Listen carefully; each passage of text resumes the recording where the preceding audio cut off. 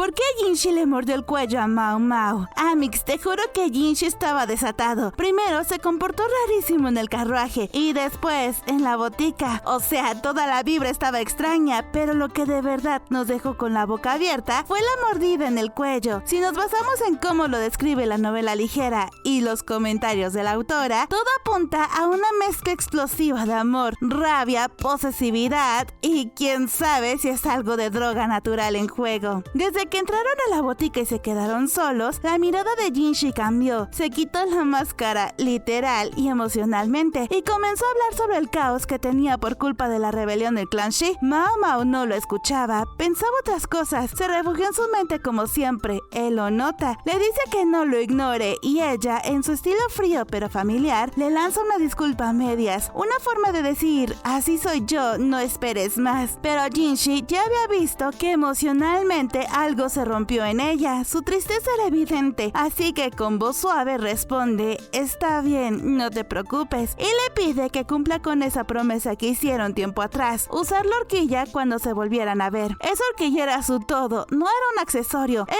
su señal secreta del vínculo entre ellos, era su forma de decirle, te pertenezco aunque no pueda decírtelo abiertamente. ¿Y qué le dice Mao Mao? Que no puede, ni termina de explicarlo cuando él se queda con una cara entre tristeza e incredulidad. Cuando él le pregunta por qué, Mao Mao le explica que se la había dado a Lowland. A Jinshi le dolió escuchar eso porque siente que había perdido el interés de Mao Mao y la oportunidad de confesarle con dignidad todo lo que había callado por tanto tiempo. Y no hablamos solo de sus sentimientos por ella, sino también de su verdadera identidad como príncipe de la nación. Pero no le reclamó, solo intentó usar el plan B al pedirle que entonces cumpla la otra promesa, escucharlo hasta el final. Mao Mao estaba dispuesta a cumplir con eso, pero él ya no tiene nada que decir porque siente que Mao Mao ya lo sabe todo. Cuando ella lo presiona para que le diga algo, Jinshi en vez de hablar se acerca y le muerde suavemente el cuello y le pregunta, ¿sabes lo que significa esto? Tomando en cuenta que ella se crió en el barrio del placer, posiblemente Jinshi estaba seguro de que una confesión como esta sería entendida por Mao Mao de inmediato. Sin embargo, ella solo lo desilusiona al responderle con una joyita sarcástica al decir que la saliva humana puede ser tóxica. Obvio, al verse ignorado, Jinshi se enciende, la muerde más fuerte, como diciendo, si te gusta el veneno, pues prueba el mío. Ella lo golpea en el hombro y le pregunta si quiere matarla a mordidas. Jinshi, siendo Jinshi, solo responde, a veces lo he pensado. No se trata de violencia, se trata de un corazón que ya no puede con un amor que ha sido callado tanto tiempo que ya no cabe en palabra. Entonces su cuerpo lo grita. La horquilla era su marca visible, ella ya no la tiene, así que Jinshi, vulnerable, decide marcarla de otra forma, con su piel y con la mordida. Porque esa mordida dice, eres mía aunque nunca te lo diga y me duele que no lo veas. No sé cómo expresarlo, pero no puedo soltarte. Jinshi quería dejarle algo suyo antes de que sea demasiado tarde. La mordida fue la respuesta visceral a toda su frustración. Mao Mao ya no tenía la horquilla con ella para llevar su marca en el cabello, así que entonces él decide dejarle su marca en la piel. Y Mao Mao, aunque responde con ciencia, no lo detiene, no lo frena, se queda ahí. Ella también está sintiendo, aunque no lo admita. Y así, entre mordidas, frustración y un hilo de saliva dramática, él